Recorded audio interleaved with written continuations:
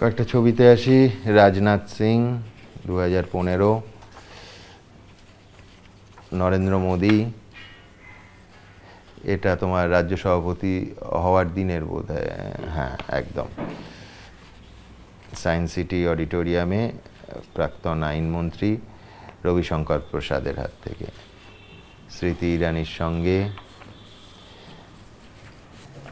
এটা বোধহয় এয়ারপোর্টে, এটা এয়ারপোর্টে একটা খুব ইন্টারেস্টিং, সেটা এটা পারসেপশন, অনেকের ধারণা যে অটল বিহারী বাজপেয়ী এবং লালকৃষ্ণ আদবানির সময় যারা বিজেপিতে খুব শক্তিশালী নেতা, তারা মোদি জামানায় তেমন গুরুত্ব পায় না। বহু ক্ষেত্রে বহু রাজ্য থেকে উদাহরণ দেয়া যায়। শ্রমিক ভট্টাচার্যের ক্ষেত্রে এর ব্যতিক্রমটা হলো কি করে? না, আমার মনে হয় এই পারসেপশনটা ঠিক নয়।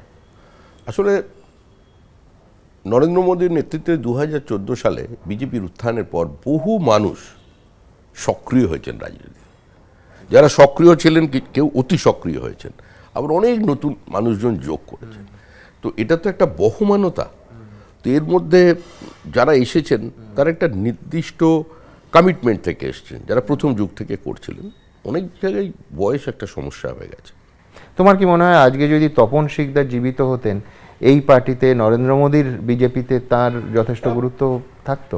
দেখুন, রাজনীতিতে দুটো জিনিস হয়। একটা হচ্ছে পদাধিকারী, যার নামের পাশে একটা দলের দায়িত্ব লেখা থাকে, আরেকজন থাকে নেতা, যাকে মানুষ গ্রহণ করে। সেই রাজনৈতিক কর্মী, সেই রাজনৈতিক নেতা যিনি এমএলএ না থেকে, এমপি না থেকে, দলের সভাপতি না থেকে, যার সঙ্গে মানুষ কথা বলে, দলের কথা জিজ্ঞাসা করে পাড়ায় বাজার করতে গেলে, আর যাকে দেখে মানুষ নমস্কার করে, সেই নেতা। তো সেই গ্রহণযোগ্যতাটা কুচবিহার থেকে কাকদ্বীপ পর্যন্ত তপন শিকদারের ছিল, শুধু বিজেপি কর্মীদের মধ্যে নয়, মানুষের মধ্যে ছিল। যখন বৃষ্টি নামলো, যখন বুকের মধ্যে বৃষ্টি নামে, নৌকা টলমল, কুল ছেড়ে আজ অকুলে যাই, এমনও সম্বল নেই নিকটে, হয়তো ছিল বৃষ্টি আসার আগে, চলচ্ছক্তিহীন হয়েছি, চলচ্ছক্তিহীন। তাই কি মনে জাগে পোড়ো বাড়ির স্মৃতি আমার, স্বপ্নে মেশা দিন, চলচ্ছক্তিহীন হয়েছি, চলচ্ছক্তিহীন।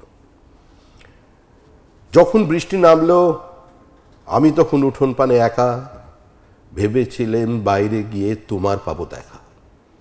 হয়তো মেঘে বৃষ্টিতে শিউলি গাছের তলে আজানু কেশ ভিজিয়ে নিচ্ছ আকাশ ছেঁচা চলে, কিন্তু তুমি নেই বাহিরে, অন্তরে মেঘ করে ভারী ব্যাপক বৃষ্টি আমার বুকের মধ্যে চড়ে। এবিপি আনন্দ, এগিয়ে থাকে, এগিয়ে রাখে।